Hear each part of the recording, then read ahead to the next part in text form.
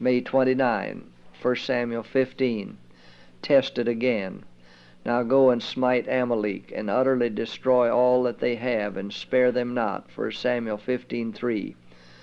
The Lord sent his servant with another message to Saul. By obedience he might still prove his fidelity to God and his worthiness to walk before Israel. Samuel came to the king and delivered the word of the Lord. The Amalekites had been the first to make war upon Israel in the wilderness. And for this sin, together with their defiance of God and their debasing about idolatry, the Lord through Moses had pronounced sentence upon them. For 400 years the execution of this sentence had been deferred, but the Amalekites had not turned from their sins. The Lord knew that this wicked people would, if it were possible, blot out his people and his worship from the earth. Now the time had come for the sentence, so long delayed, to be executed.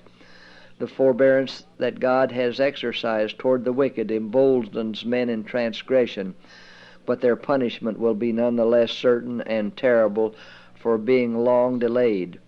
While he does not delight in vengeance, he will execute judgment upon the transgressors of his law.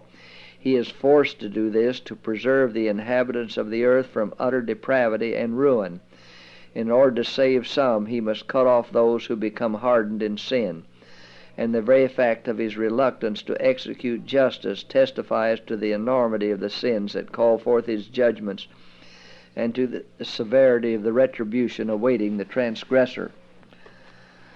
But while inflicting judgment, God remembered mercy. The Amalekites were to be destroyed, but the Kenites who dwelt among them were spared. This people, though not wholly free from idolatry, were worshippers of God and were friendly to Israel.